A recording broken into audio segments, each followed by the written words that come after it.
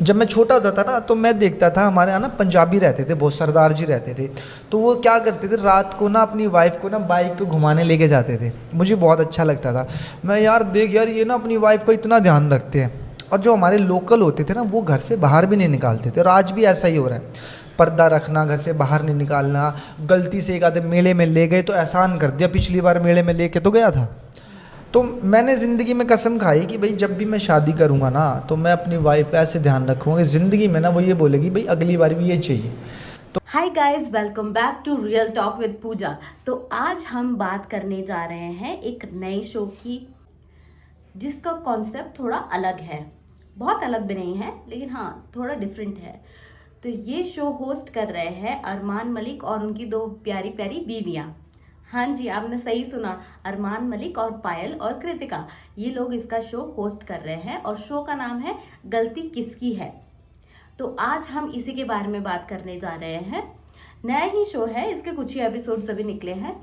तो आज हम बात करेंगे गलती किसकी है पे, और आपको बताएंगे कि क्या ये शो देखने लायक है, जेन्युइन है, ड्रामा है, क्या है, सब कुछ हम आपको बताएंगे इसके बारे में। तो गाइस, आइडिया तो एकदम सॉलिड है।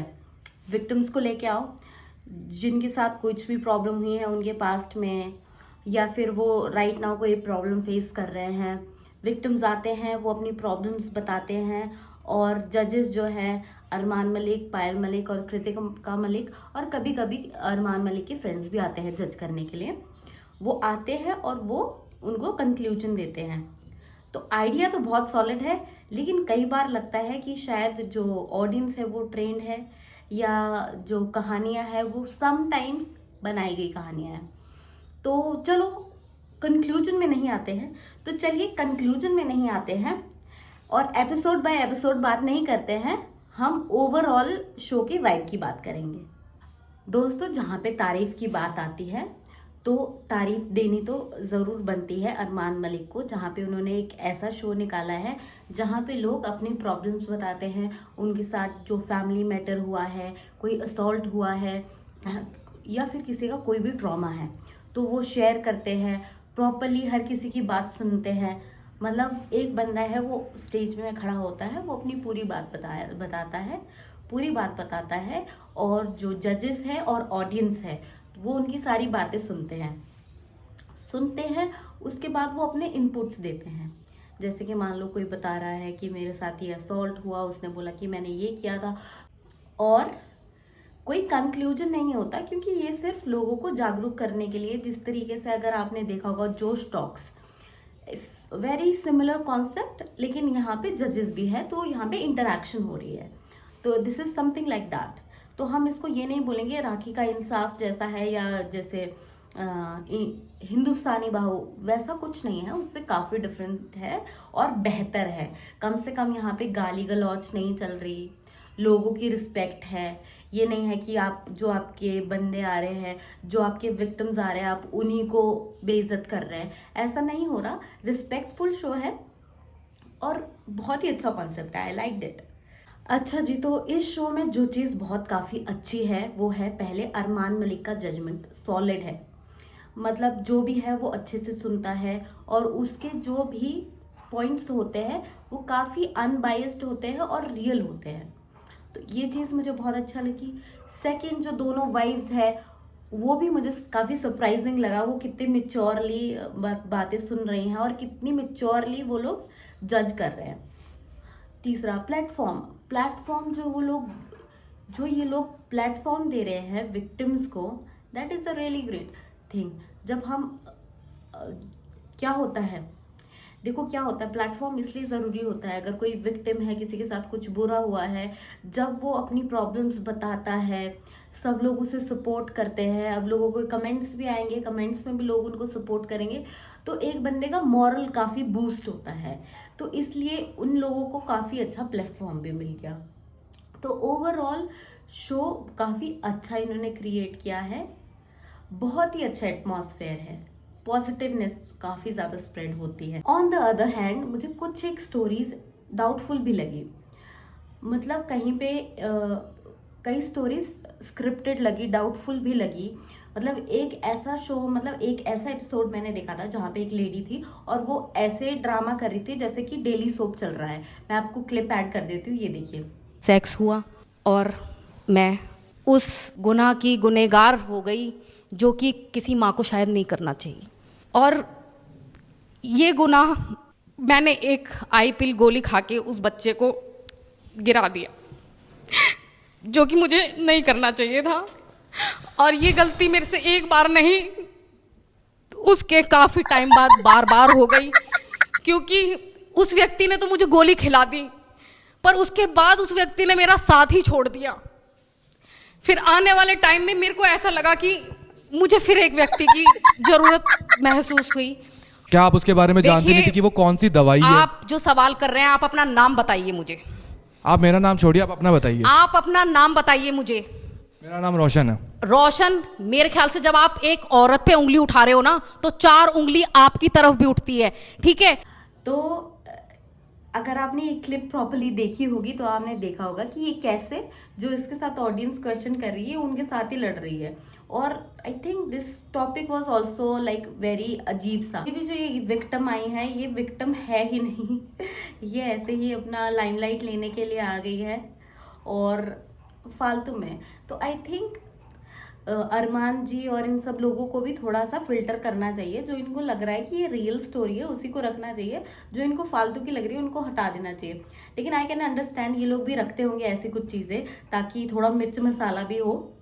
लेकिन आप ऑडियंस को भी देखना है इसमें कि मतलब उनकी जो इंटरेक्शंस है ना बहुत ही फेक लग रही है। बाकी सब मुझे रियल लगा, मुझे ऑडियंस सबसे ज़्यादा फेक लगती है, क्योंकि ऑडियंस जब आप देखना बातें एक दूसरे से बात कर रहे होते हैं। एक इसमें अंकल थे जिन्होंने एक कोई तो एपिसोड था जिसमें एक अंकल थे, उन्होंने पंडित का चोला पहन रखा था। वो तो मुझे काफ़ी ज़्यादा ऐसा लग रहा था कि ये शायद पंडित है नहीं, इसने ऐसे ही पहन रखा है और ऐसे ही आ गया है फालतू में। अगर आप लोगों को याद हो राखी का इंसाफ और भाव actually I don't remember that name, I think Hindustani Bhau का इंसाफ।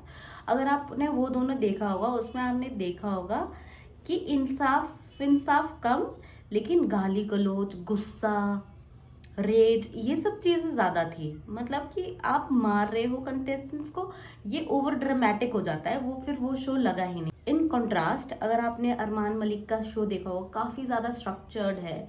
विक्टिम आते हैं, अपनी पूरी स्टोरी बताते हैं, फिर उसमें इनपुट्स देते हैं, जो भी पैनल के लोग हैं वो इनपुट देते हैं, आखिरी जजमेंट होता है। तो काफ़ी स्ट्रक्चर्ड है, प्लान्ड शो लगता है। बस इसमें अगर एक चीज़ और ऐड कर देते, अगर इन सब के बीच में इस पैनल में ये लोग एक साइकोलॉजिस्ट ऐड करते तो मतलब सोने पे सुहागा हो जाता है। This would have been a best show.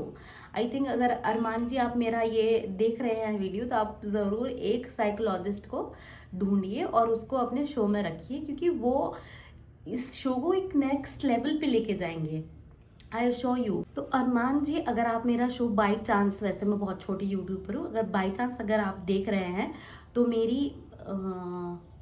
मेरी एक दो चीज़ पॉइंट्स है, आई होप आपको सही लगे बुरी लगे वो आप मुझे बता सकते हैं। देखिए शो आपका ऑलरेडी बहुत हिट है, अच्छा चल रहा है, मस्त चल रहा है, अभी शुरू हुआ है, बहुत सारे लोगों तक मे बी नहीं पहुंचा, लेकिन ऑलरेडी हिट है, अच्छा शो है। लेकिन अगर आप ऑडियंस भी थोड़ी रियल रखेंगे, आई नो कि ऑडियंस ढूंढना बहुत मुश्किल है, आप कहाँ से लोगों को पकड़ के लेके आएंगे, लेकिन ऑडियंस रियल रहे तो बहुत अच्छा होगा। और जो भी कंटेस्टेंट्स आ रहे हैं उनकी थोड़ी बैकग्राउंड चेकिंग हो कि ये स्टोरी असली भी है या नकली है या मेडअप है, क्योंकि आजकल ना क्या होता है कि बहुत सारे लोग हैं जो व्यूज़ के लिए और थोड़ा फेमस होने के लिए कुछ भी बना के दे देते हैं, ठीक है, उनको पता है आप फेमस यूट्यूबर हो, आपको हर कोई देखेगा। तो आई थिंक अगर ये चीज़ और हो जाए तो शो और भी ज़्यादा पॉलिश हो जाएगा। तो मैंने अभी रिसेंटली आपको वो शो देखा था दीपिका वाला, तो दीपिका वाले में जो वो वकील जी एक जज थे, उनकी जो थोड़ी सोच थी ना वो मुझे इतनी अच्छी लगी नहीं। आई नो अच्छा हुआ कि वो चीज़ आपने काटी नहीं, क्योंकि देखो हमारी कंट्री में या फिर हमारी दुनिया में हर तरीके की सोच के लोग होते हैं। किसी को लगेगा कि गे होना, बाइसेक्सुअल होना या फिर ऐसे पैदा होना नॉर्मल नहीं है, बट आई थिंक अगर कोई कह रहा है, कोई बच्चा है, कोई किसी को मजा नहीं आएगा ना। मैं लड़की हूँ, अगर मुझे कोई बोले कि यार तू तो लड़का है, तो मैं कैसे मान लूंगी। अगर कोई बच्चा ऐसा फील कर रहा है, वो सबसे छुप छुपा के मार खा के भी वो वैसा ही लड़का लड़की जैसा ही फील कर रहा है, तो I think parents should understand कि हाँ जी उसके साथ कोई प्रॉब्लम होगी तो पेरेंट्स को साथ देना चाहिए। एंड आई एग्री विद अरमान जी कि हाँ जी मेडिसिन नहीं लेनी चाहिए, क्योंकि आप फिर अपनी बॉडी के साथ, हेल्थ के साथ खिलवाड़ कर रहे हो। कितने स्टेरॉइड्स होते हैं, कितना क्या होता है। दैट पॉइंट वॉज गुड, लेकिन मैं वकील जी के साथ डिसएग्री कर रही थी। मैंने उस वीडियो को कल देखा था। देखने के बाद पहले तो मैं बहुत ज़्यादा ऑफेंड हुई थी, लेकिन उसके बाद मैंने थोड़ा सोचा मैंने सोचा चल ठीक है, क्योंकि हमारे अलग अलग व्यू पॉइंट हो सकते हैं। अब किसी का ये भी व्यू पॉइंट हो सकता है, हम उनको इम्प्रूव कर सकते हैं, क्योंकि भाई उन्होंने ये सब नहीं देखा। ये सब आजकल ही इतना ज़्यादा फेमस हो रहा है, नहीं तो पहले ये सब नहीं चलता था। मेरी भी फैमिली में ऐसा एक केस था। मेरी बुआ थी जो ऐसी थी, लेकिन और वो भाग भी गई थी एक लेडी के साथ, लेस्बियन थी वो, लेकिन उनको पकड़ के वापस ला दिया गया और उनकी शादी एक लड़के से करवा दी गई। अब वो उनके बच्चे भी हैं 2, ठीक है, बच्चे भी हैं, लेकिन अभी भी उनका मन तो लगता है लड़की के साथ ही, मतलब उनकी अभी भी एक गर्लफ्रेंड है। तो आप उनको नहीं चेंज कर पाओगे, उनके बच्चे भी होंगे तभी भी वो वैसी ही हैं। लेकिन हाँ, वो निभा रही है, अपने बच्चों को भी संभाल रही हैं, सब कर रही हैं। मैं यहाँ पे 2 चीज़ें बोलना चाहूँगा।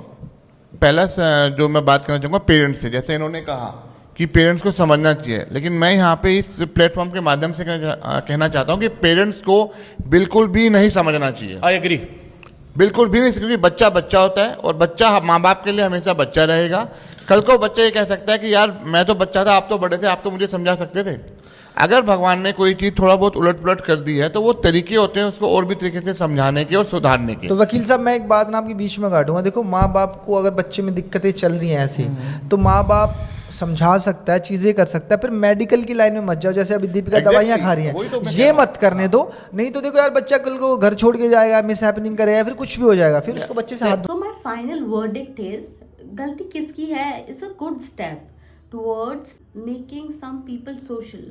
जो ऐसे लोग होते हैं जो विक्टिम्स होते हैं, वो काफ़ी बार ना अपने पेरेंट्स से, अपने आसपास के लोगों से नहीं शेयर कर पाते, ये सोच के कि शायद वो हमारे बारे में क्या सोचेंगे क्या नहीं सोचेंगे। लेकिन ऐसे प्लेटफॉर्म में आके उनको लगता है कि मेरे जैसे और भी लोग हैं जिनके साथ ऐसी दिक्कतें हो रही है, तो वो शेयर कर लेते हैं और उनको सॉल्यूशंस मिल जाते हैं। ऐसे स्टेप से मेरे ख्याल से काफ़ी सारे ऐसे भी लोग होंगे जिनको पॉजिटिव वाइब आई होगी और उनको एक नया रास्ता मिला होगा अपने लाइफ में, कि वो अपने ज़िंदगी को एक दूसरे एंगल से देख सके। So this is a good start. I hope ये शो अच्छा चले।